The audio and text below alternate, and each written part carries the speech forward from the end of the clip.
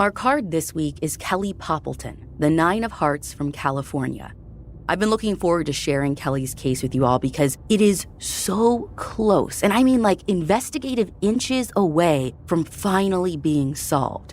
And after almost 40 years of her case going unsolved, detectives are now ready to share new information that has never been released to the public. Information that, with your help, could get Kellie's family the answer to the question that they've been asking for decades. Who killed Kellie? I'm Ashley Flowers, and this is The Deck.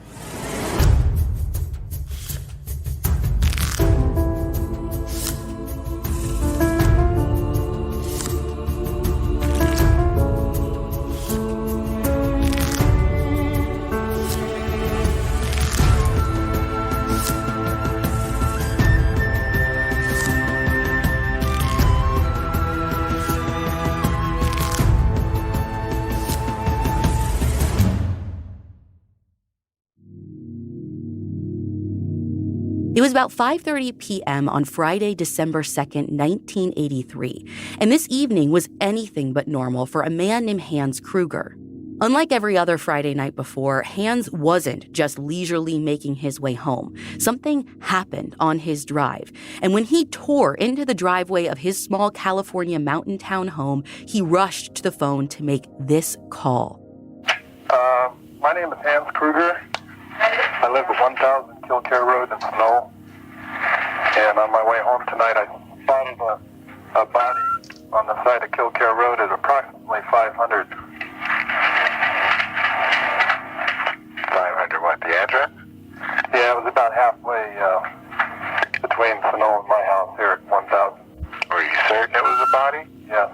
How certain are you? Female body with a bag over her head. Pants were pulled down.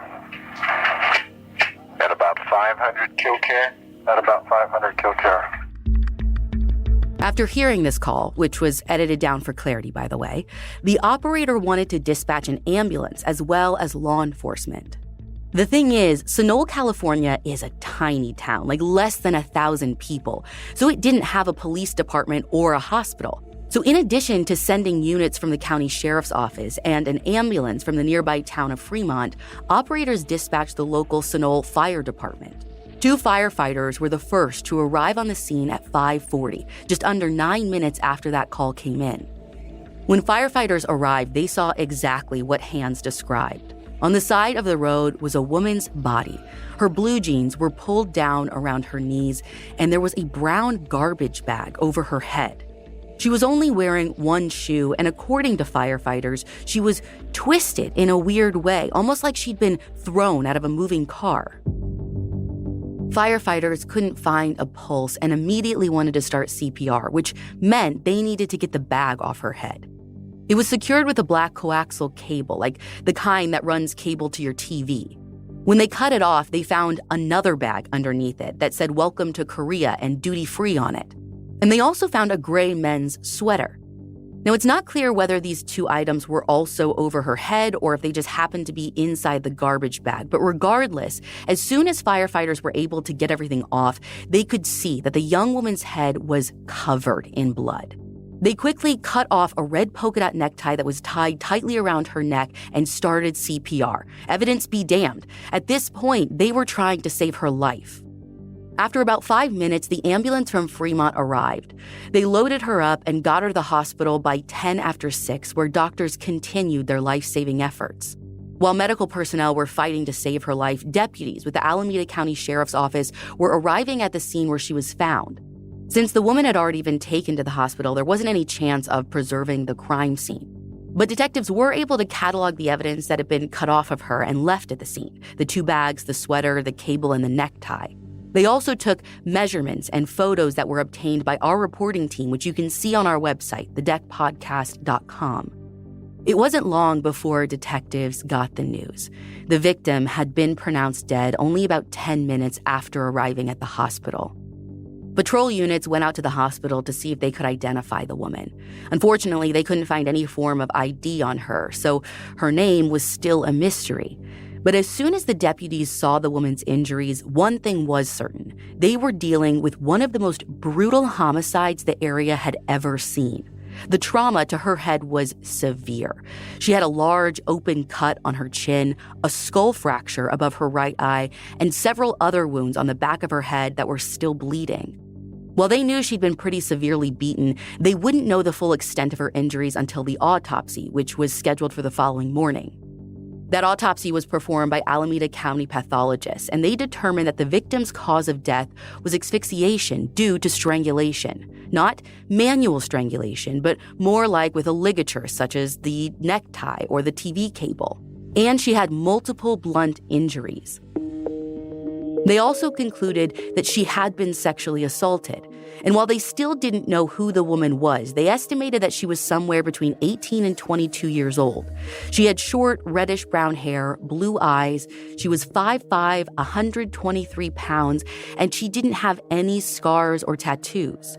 She was wearing a red and white striped blouse and a blue jacket with blue jeans, which, like I mentioned earlier, were found around her knees. Detectives' first move was to start looking through the missing persons reports to try and find one that matched her description. While they were doing that, they sent out an extremely detailed bulletin describing her appearance and clothing to other law enforcement agencies in the area. And they sent out a slightly less detailed bulletin to the media. That same day, the news started to break that a body of a young woman had been found on Kilcare Road. Sometime after 3 a.m., the sheriff's office got the call that they'd been waiting for. A woman named Teresa Rusk told the sheriff's office that she had seen the news stories about a girl's body being found, and she was worried that the girl was her teenage daughter, Kellie Poppleton, who she had literally just filed a missing persons report for 24 hours earlier. Kellie's stepdad, Tracy, agreed to go down to the coroner's bureau to identify the body because Teresa didn't want to, probably because she didn't want to see her daughter like that if it did turn out to be her. When Tracy saw the body, he confirmed their worst fears. The woman who was found on Kilcare Road was Kellie. And she wasn't 18 to 22 like the coroner thought. She was only 14 years old and in the 8th grade. So now that they knew who their victim was, they needed to find out how this middle schooler ended up beaten and strangled on the side of the road. Teresa and Tracy told investigators that at 8:45 a.m. on December 2nd, they dropped Kellie off at the middle school that she attended in Fremont, which was basically a school for students who struggled with truancy. See, there had been a lot of turmoil in Kellie's life in the past few years, which led to some issues with school. Teresa explained that after she and Kellie's dad divorced a few years ago and she'd married Kellie's stepdad, Tracy, Kellie had been moved around a lot, bopping between houses. Teresa and Tracy finally settled into an apartment complex in Fremont that summer, but unfortunately, they'd recently been evicted, and just a few days before Kellie went missing, they all moved into a hotel. And all of this moving around had definitely taken its toll on Kellie. So less than a month earlier, she'd been transferred to the Opportunity School. So on the afternoon of December 2nd, Kellie's mom was expecting that when Kellie got out of school at 1 p.m., she was going to take the bus northwest to the ambulance service, where Teresa and Tracy both worked as dispatchers. When Kellie didn't show up at their office a little after 1, they were concerned, yes, but not panicked. They just expected that when they got off work that evening, they would go back to the hotel, and there they'd find Kellie. But when they did get off, and they did go back to the hotel, she wasn't there. They still weren't super concerned, though, because they assumed that she was just hanging out at their old apartment complex and maybe just lost track of time. Because even though they didn't live there anymore, Kellie had a lot of friends over there, and it wasn't unusual for her to go hang out there in her free time. But when Teresa and Tracy talked to her friends, they say that they hadn't seen her at all. And that's when Teresa and Tracy really start to worry. They searched the area for hours and couldn't find Kellie anywhere. So that night at 11:30 p.m., they contacted the Fremont Police Department and filed a missing persons report. By the time they saw the news the next day, it had been more than 24 hours since they'd heard from Kellie. So that's when they feared the worst and contacted police. After getting that call, and once Kellie's identity was confirmed, detectives picked up their investigation in the last place that her mom and stepdad saw her, at school. Kelly's teacher told them that she had been at school all day and even stayed a little late to finish an assignment. And then some of her classmates told police that Kelly took a bus to her old apartment complex. There was also a convenience store called 00 Liquors and a shopping center in this area, so it was basically like the ideal pre-internet teen hangout spot. Some kids who knew her from her old school told police that she went inside the convenience store to get a book of matches. Then she called her boyfriend from one of the payphones on the side of the building. Police thought that the payphones might have been the last known sighting of Kelly. But then, that same day, 2 boys from Kelly's previous middle school came forward and told police that they spotted Kelly at around 2:30, walking behind them when they were strolling down Darwin Drive, just north of 00 Liquors. But here's the thing. It wasn't just Kelly that they saw. These kids also reported seeing 2 men standing next to a cream-colored Plymouth Duster that was parked on the opposite side of the same street. When the boys looked back moments later, Kelly was gone. And the men were sprinting toward an apartment complex in the opposite direction of Kelly's old one. So this is promising, yeah, but one problem. Since the 2 boys who reported seeing the guys had only seen the guys from across the street, they couldn't give a super detailed description of them. Certainly not enough that police could go looking for these 2 men. So police asked around for other eyewitnesses. Specifically, anyone who was near Killcare Road or downtown Sunol around the time Kelly's body was discovered. One witness described seeing a light-colored 70s Dodge Colt or Datsun B210 driving recklessly off Killcare Road, maybe at around 5:30. That was right before Kelly's body was discovered. And another witness said that they saw a black or maybe dark blue Pontiac Trans Am parked somewhere on Killcare Road around the same time, but neither of these witnesses could describe the drivers. So police started with the only lead that they could actually get traction on. Kelly's boyfriend.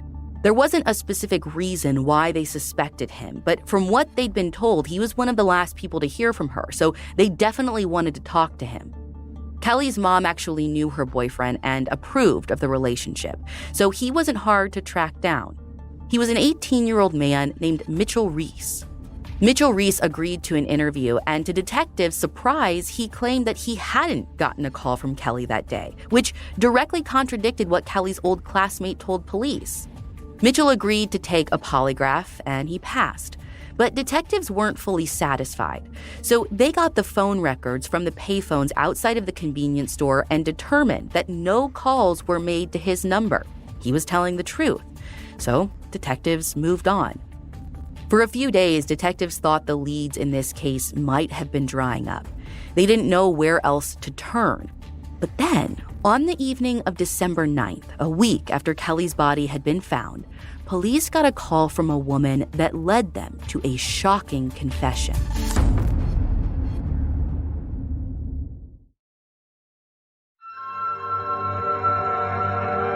The call was from a woman named Pam, who said that her 13-year-old daughter, Trina Bentz, had information about who killed Kelly.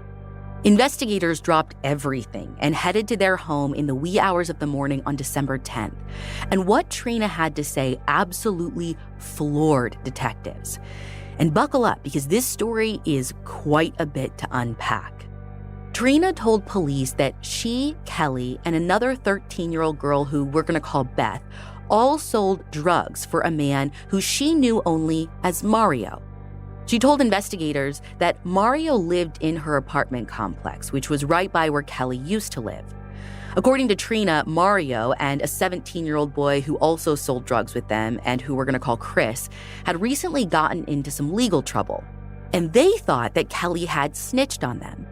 Trina told detectives that Mario and Chris asked her to bring Kelly to a location where they could get her into their car so they could, quote-unquote, pay her back. According to Trina, Kelly came over to her school, which was about a 15-minute drive away, early in the morning on December 2nd, just before school started. Now, right off the bat, Trina's story doesn't really make sense to detectives because Trina's school started before Kelly's, and remember, Kelly's mom and stepdad had said that they dropped Kelly off at her own school at 8:45 that morning, and her teacher said that she'd been in school all day. But detectives have no reason at this point to think that Trina would lie, so they just keep listening to what else she has to say. And she continued. She told police that when they were together that morning, she asked Kellie to meet up at 00 Liquors after school because that's where Mario and Chris had told Trina to take her. Trina said Kellie came to her school again at around 2:15, and they took the bus to 00. For some reason, she said that she and Kellie got on the bus at different stops, but when they got to 00, Mario, Chris, and Beth, that other 13-year-old girl, were all sitting and waiting for them in Mario's cream-colored 1973 Pontiac Grand Prix. Trina said that she and Kellie got into Mario's car and the group headed towards Sunol. On their way there, Trina said that Mario and Chris started beating Kellie. Now, detectives were a little confused about the logistics of this, so they asked who was driving, and Trina said Mario was. She claimed that he was beating Kellie while driving. She said they stopped along the road at some point, and he continued assaulting Kellie outside the car. She said one was wearing some kind of weighted gloves, and they were beating Kellie with clubs. Trina said that Beth participated in the attack as well by holding Kellie down while the two guys assaulted her. She even mentioned the bag over Kellie's head and some kind of cord or wire being tied around her neck. After the attack, Trina said that they put Kellie back in the car and continued driving towards Sunol, where they dumped her and then left her to take her last breaths alone in the cold on Killcare Road. Detectives were understandably flabbergasted hearing this story. I mean, Trina was implicating 4 people, including herself, in Kellie's murder. On top of all of that, investigators were shocked that this story of such brutal violence was coming out of the mouth of a 13-year-old girl, a middle schooler. But as shocking as it was, in a lot of ways, Trina's story actually made sense. Like parts of her story were matching up, like the locations, 00 Liquors and Killcare Road, even Kellie's injuries and the bag over her head, and possibly most compelling, Mario's cream-colored 73 Grand Prix, which could have easily been mixed up with the Plymouth Duster that those 2 boys saw parked on Darwin Drive. So, with information about this car and the apartment complex he lived in, it didn't take detectives long to identify the person that she was calling Mario. He was 27-year-old Julian Ramirez. And listen, law enforcement wasted no time. They arrested Trina and Julian that evening, and Chris and Beth early the next morning. That day, all 3 of them, Julian, Chris, and Beth, were interviewed separately. They all gave statements denying any involvement in Kellie's death, and each provided alibis. So the next few days were go time for detectives. They got busy trying to vet these suspects' alibis. They searched Julian's car and found some suspicious stains that they thought could be blood, so they sent samples out for blood typing to see if it was the same type as Kellie's. They also found that the trunk was wet, like it had recently been cleaned, which was obviously very suspicious. All in all, things weren't looking good for this group. But as investigators followed up on their alibis, they found that their stories were actually checking out. On top of that, they started to see more and more holes in Trina's story.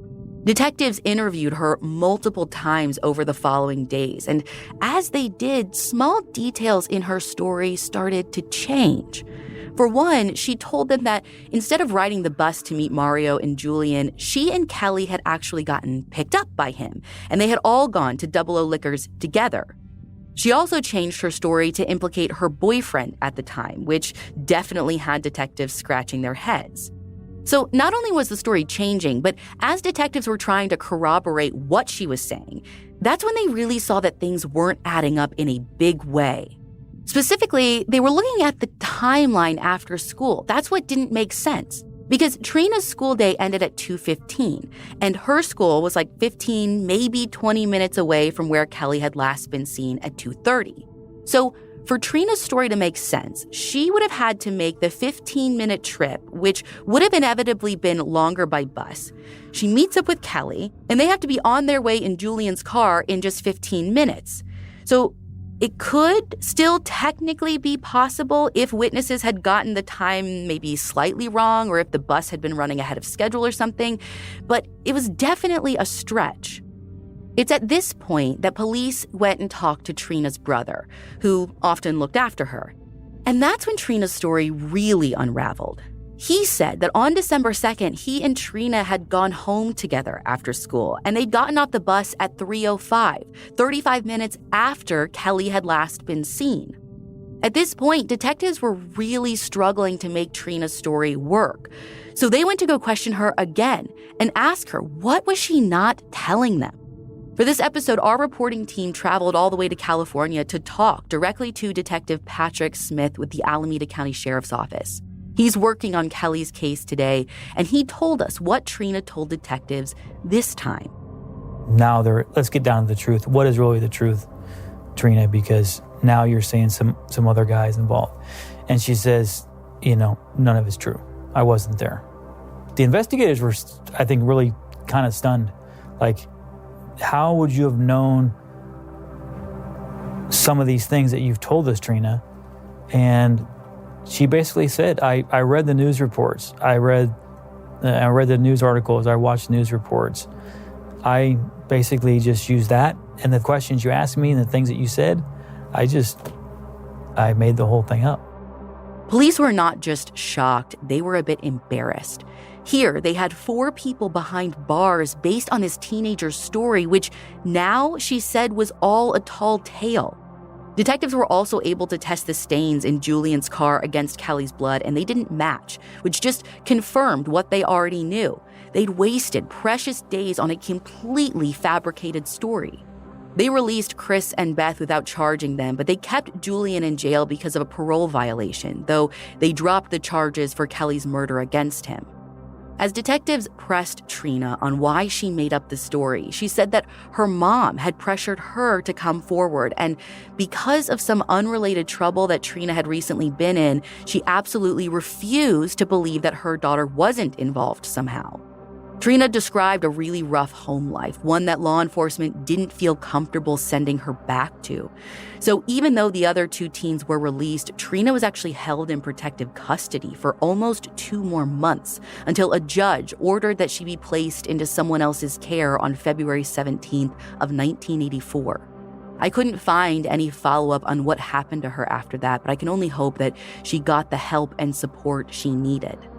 But after her story unraveled, they were now 11 days out since Kellie had been murdered, but they were no closer to finding out who her killer was.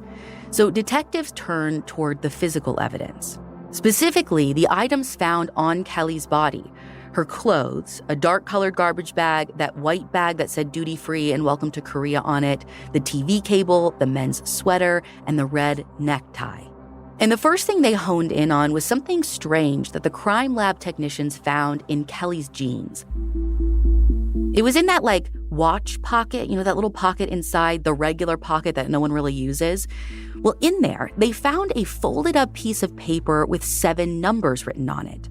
Their first thought was that it could be a phone number, just maybe missing the area code. So right away, they tried calling it. They reached a woman in Livermore, but when they got to asking her questions, their hopes began to fizzle. She said that she didn't know a Kellie Poppleton and that she lived alone, so it's not like there was anyone else around using her phone. But investigators weren't just going to drop it. They looked into the woman, they looked into the woman's boyfriend, they looked into her boyfriend's friends and associates, but they couldn't find a link anywhere to Kellie. So that lead turned into just another dead end. But they did have more info on the other items found with Kellie. They learned that duty-free bag originated from one of 4 airports in South Korea. They didn't have any Korean suspects on their radar, so they thought that maybe the person they were looking for was in the military and maybe had a connection to South Korea. Now, they also didn't have any military suspects on their radar either, but they kept this in the back of their minds for any future suspects. As for the garbage bag, it was sent to the FBI for fingerprinting. There were some prints from one of the firefighters and a detective, which they were able to eliminate off the bat since they handled the evidence. But there were 6 other distinct prints that did not belong to them. Those were entered into California's automated latent print system. This database was relatively new at the time, and it relied on police agencies in California submitting inked print cards from felony cases, which not all agencies did. So they also searched the prints through a local automated system. They didn't get any matches from either of the databases, though. But at least now law enforcement had something to test against any future suspects. As for the sweater and the necktie, the tag on the inside of the sweater said that it was made in Korea, but that didn't necessarily tell them where their suspect had bought it. Though it is weird, right, that this is their second link to Korea or South Korea. So since they didn't know where either of these pieces of clothing could have been purchased from, they started asking around, showing people photos of all of the items to see if anyone recognized them, but got no luck. But then, in March of 1984, this is about 3 months after Kellie's murder, the door-knocking efforts that they had been doing actually paid off when they got a tip that looked really promising. They were canvassing Kellie's old apartment complex again when someone brought up a name that they hadn't heard before. A 22-year-old man by the name of Juan Perez. A witness said that Juan was known to deal weed and that he was always hanging around with teen girls even though he was married. The witness even told police that they'd seen Kellie at his apartment before. And on top of that, Juan drove a black Trans Am, which, if you'll remember from way back when they first started investigating, a witness said that they saw that kind of car parked alongside Kilcare Road at around the time Kellie was found. Investigators brought Juan in for questioning, and he told them that, yes, he did know Kellie. They lived in the same apartment complex, after all. But he didn't know anything about her murder. He even submitted to a polygraph, which came back inconclusive. Weirdly, Juan actually worked for the company owned by Hans, the man who found Kellie's body. Detectives weren't sure whether that meant anything or not, but they definitely thought it was an odd coincidence. With all of the connections and inconclusive polygraph, detectives really thought that this was their guy. But without any real evidence, investigators had to let Juan go. And at this point, the case was growing cold. Weeks were passing without any other leads. Winter turned to spring, and detectives were still no closer to getting answers for Kellie's family. So detectives went back to the drawing board again, looking at the evidence and trying to connect any dots that they could. They may have had a couple of theories at that time, but what they really had was more questions than answers. They suspected that it could be more than one person who killed Kellie because, A, it looked like Kellie had been thrown out of a moving car, so one person would have needed to drive while the other person disposed of her body. And B, there wasn't any evidence that Kellie had been tied up, and they suspected that more than one person would have been needed to restrain her. They also theorized that whoever they were looking for could have been local. I mean, for one thing, Kilcare Road was extremely remote, and there would have been no reason for anyone who didn't live there to know it. And since this was pre-GPS, it would have been really hard to find as well. But again, who these local killers could be was still a total mystery to them. So in May, detectives reached out to the Behavior Analysis Unit at the FBI. You know, the ones that shows like Criminal Minds and Mindhunter are based off of. And they asked them to come up with a psychological profile for their killer.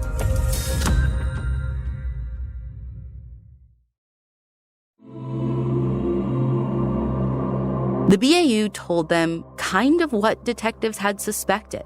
They were likely looking for more than one offender. The offenders would be in their late teens or early 20s, unmarried, and regular users of drugs and alcohol.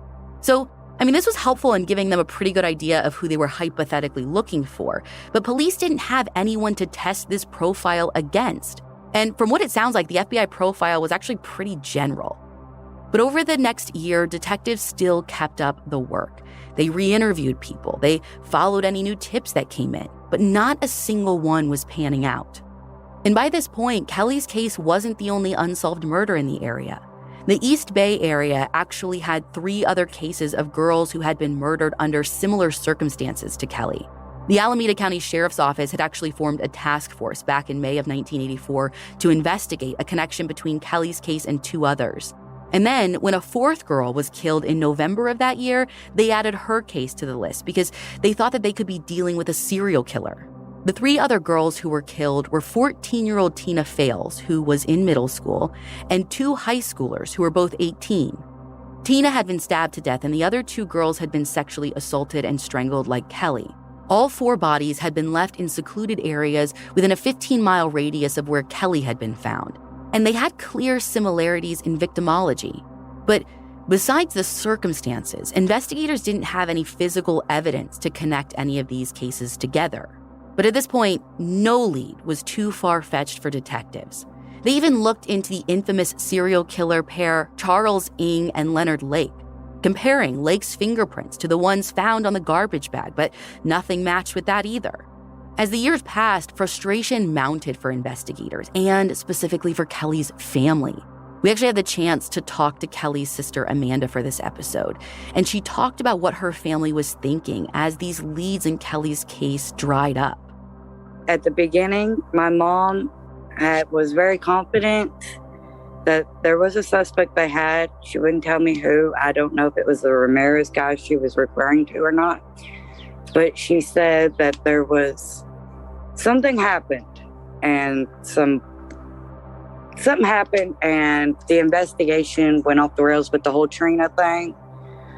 And she said because of that, it just totally messed everything up and she lost all faith in the investigation. They've screwed up too much, basically, is what the family thinks.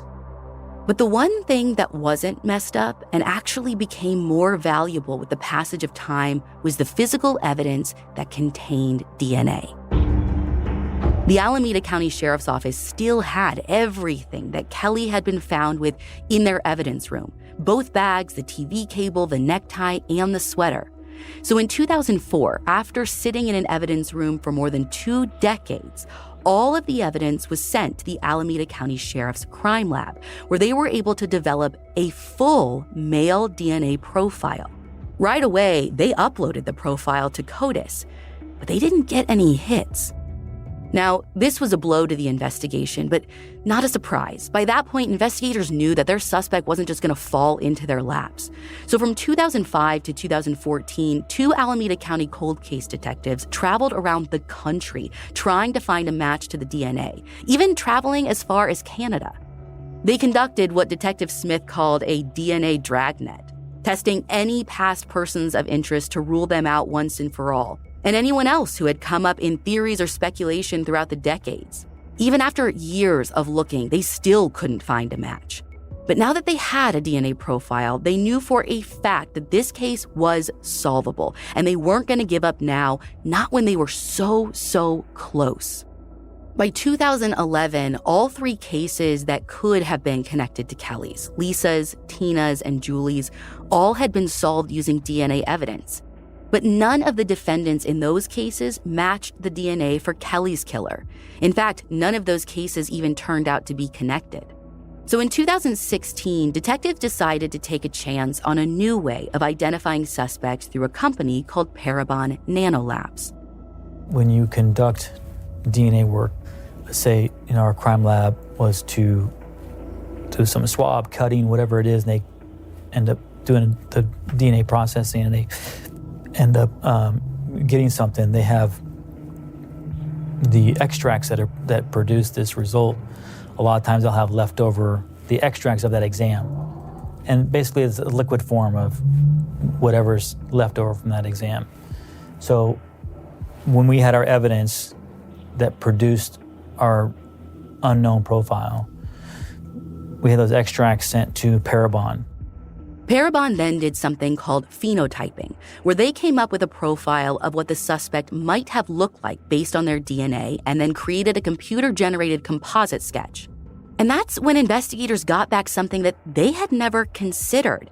And it's something that they've never said publicly until now. Parabon comes back and with a report saying that our unknown DNA is a Korean male. It's kind of a huge break in the case to be able to narrow it down that way for the first time. Not knowing the suspect's age at the time of Kellie's murder, the composite shows versions of the man at 25 as well as in his mid-50s. You can see both of those composites right now on our website. As far as we know, police never once had any Korean suspects or even witnesses on their radar. So for them, this result was totally unexpected. But honestly, I feel like it's not all that shocking, given that they knew the duty-free bag was from a Korean airport and the sweater was made in Korea. But hindsight is 20/20. After almost 33 years, investigators finally had something solid that they could work with. Without having any computerized records, it's been hard for them to go back in time to see who was in the area that matched this profile. So instead, they put together a list of known offenders of Korean descent in the Alameda County area from around the time of Kellie's murder, doing their best to identify individuals who were living in the closest proximity to Kellie. And while doing this, they found a promising suspect who had even lived in the same apartment complex as her. That's when Detective Smith got this other idea. Now that he knew the genetic profile of Kellie's killer, he remembered a case that had happened around the same area and the same time frame as Kellie's that had gotten a ton of press back in the day. It was the unsolved case of Frances Rash. Frances had been killed in 1979 in Dublin, California, which is about 25 minutes from where Kellie lived. She'd come home to find her children tied up, and while she tried to fight the killer off, her children escaped and called the police. Now, her children had seen the suspect, so they knew for a fact that they were looking for an Asian man in his late 20s, the same description of the person who had killed Kellie. So there was a chance that the same person who killed Frances Rash also killed Kellie Poppleton. But even if that wasn't the case, Detective Smith knew that the suspect list in the Rash case file would still be full of people who matched the description of Kellie's killer. And guess what? He found something in that case file that looked really promising. There was an arrest log from October 1984 that recorded the arrest of 2 Korean men for kidnapping a woman in Castro Valley, just 10 minutes from where Kellie was last seen. One of them was in his early 20s, the other in his early 30s, and one of them lived just 1.5 miles from where Kellie was last seen. From the 2 kidnappers, detectives were able to identify another potential suspect who was a close associate of one of the men. He too matched the description and had a criminal record. So they now had 3 suspects from the Rash case file and that other suspect that they had found who lived in the same apartment complex as Kellie. That's 4 viable suspects. But Detective Smith still needed to test their DNA against the sample that they had found in Kellie's case. Enlisting the help of the FBI, they gathered DNA from all 4 suspects. But after all that hard work, not one of them matched. And so that is where you come in. That's what we're hoping to get is with releasing this information. Was there someone known to her, someone in that area, someone that might, for all I know, was there a friendly maintenance guy at the apartment complex that was of Korean descent that we can go talk to, that we can at least try to eliminate, or someone that no one ever thought of that had infatuation with her, who had said something to her, who never really was necessarily looked at as a suspect. But now with this information, someone says, hey, you should check out so-and-so, and allow us to do the investigative work to try to rule them in or out. Detectives also haven't given up hope when it comes to genetic genealogy. Maybe if they could match the DNA to a family member or a distant relative, they could trace it back to someone who lived in or around the area where Kellie was killed back in 1983. With their full DNA profile, detectives know it's only a matter of time before this case gets solved. When we talked to Kellie's sister, Amanda, she shared a little bit about what Kellie was like growing up. She told us that Kellie was a prankster. She loved to play Dungeons and Dragons. Her favorite movie was Fast Times at Ridgemont High. She also loved to go to Oakland A's games, so much so that her family buried her in her A's jacket, and they couldn't bring themselves to go to a baseball game after her death. She was kind and caring, more like a second mom to her little sister than an older sibling. And I want to leave you with a story about what Kellie was like in Amanda's own words. She was really funny, really spunky. She liked to play practical jokes on my mom, like Poltergeist. The movie was a big thing back then. And so she set me up in front of the TV and taught me to say, "They're here." Put the TV on a snowy channel, called my mom, had me do it, and freaked my mom out. And she got grounded for that. The anniversary of Kellie's murder is just a few days away, and her sister Amanda is still holding out hope that someone out there will finally come forward. Hope that, somebody saw something, somebody knows something, and I just hope that, whoever that person is, will finally, do the right thing and give us some peace and give Kellie some peace. So please, go take a look at the composites on our website, and if you know someone who could be the person in that sketch and could have been in the Fremont area around when Kellie was murdered, or if you know any information that could be helpful, please call the Alameda County Sheriff's Office at 510-667-3636.